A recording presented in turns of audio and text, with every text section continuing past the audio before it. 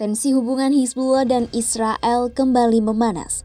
Hal itu terjadi usai tewasnya Kepala Militer tertinggi Hizbullah Haitham Ali Tabatabai dalam serangan Tel Aviv di Beirut Minggu 23 November 2025. Tewasnya Tabatabai pun memunculkan spekulasi akan serangan balasan yang diambil Hizbullah.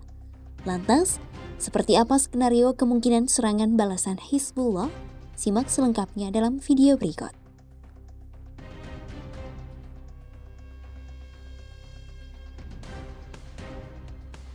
Haitham Ali Tabatabai tewas dalam serangan udara Israel di Beirut Minggu 23 November 2025. Pembunuhan Tabatabai ini telah meningkatkan kemungkinan Hizbullah akan membalas secara militer. Skenario yang mungkin terjadi dalam aksi balasan kelompok yang didukung Iran adalah tembakan roket ke wilayah Israel. Langkah itu dinilai sebagai upaya infiltrasi atau serangan terhadap posisi IDF di dekat perbatasan Lebanon. Bisa jadi, upaya Hizbullah untuk membalas Israel yakni dengan pengaktifan pasukan Houthi di Yaman sebagai respons proksi. Namun, mengingat kondisi Hizbullah yang saat ini sedang melemah, kelompok ini mungkin akhirnya bisa jadi memilih untuk tidak merespons sama sekali. Melansir Ynet News, seorang sumber yang dekat dengan Hizbullah mengatakan ada dua pandangan yang bertentangan di dalam organisasi kelompok ini. Dilaporkan ada pihak yang ingin menanggapi tewasnya Tabatabai dan ada yang memilih untuk menahan diri. Untuk saat ini, para pemimpin memilih jalur diplomatik. Hizbullah sendiri tidak mengeluarkan ancaman langsung usai pembunuhan tersebut. Dalam pernyataan resminya, Hizbullah mengatakan Tabatabai terbunuh saat membela Lebanon dan rakyatnya dalam serangan berbahaya Israel di Dahiyeh. Sosoknya disebut sebagai salah satu pemimpin yang meletakkan fondasi bagi perlawanan yang tetap kuat dan bermartabat. Para pejuang Hizbullah juga akan membawa darah kepala staf militer kelompoknya dan maju dengan berani untuk menggagalkan semua rencana musuh Israel dan Amerika Serikat. Tabatabai telah dimakamkan secara militer dan dihadiri para aktivis berseragam merah dan baret merah serta diiringi marching band.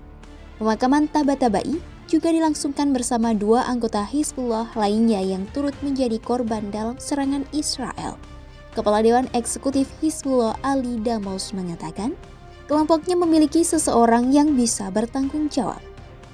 Menurutnya, musuh selalu berpikir bisa membunuh para pemimpin dan perlawanan akan melemah, tetapi mereka gagal memahami bahwa kelompoknya tumbuh lebih kuat melalui para martir mereka. Ali menegaskan, pihaknya tidak tertarik dengan proposal apapun selama musuh tidak mematuhi perjanjian gencatan senjata.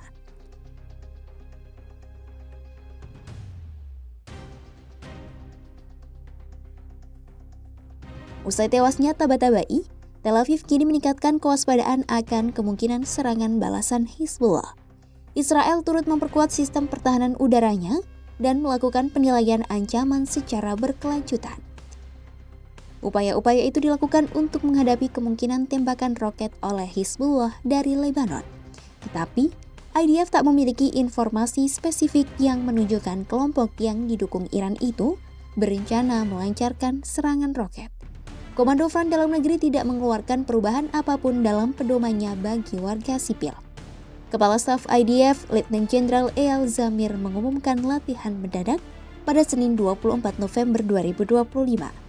Hal itu dilakukan dengan tujuan menguji kesiapan militer untuk berbagai skenario dimulai dengan perkembangan mendadak di perbatasan utara. IDF mengatakan, latihan itu akan berlangsung beberapa hari dan akan menilai serta meningkatkan kesiapan IDF untuk berbagai skenario. Latihan dibuka dengan inspeksi Divisi Regional Bashan ke-210 yang bertanggung jawab atas perbatasan dengan Suriah di dataran tinggi Golan dan wilayah Gunung Dov di perbatasan dengan Lebanon untuk memeriksa kesiapan mereka menghadapi insiden tak terduga. Zamir juga menginstruksikan pasukannya untuk meningkatkan tingkat kewaspadaan mereka usai terbunuhnya Tabatabai.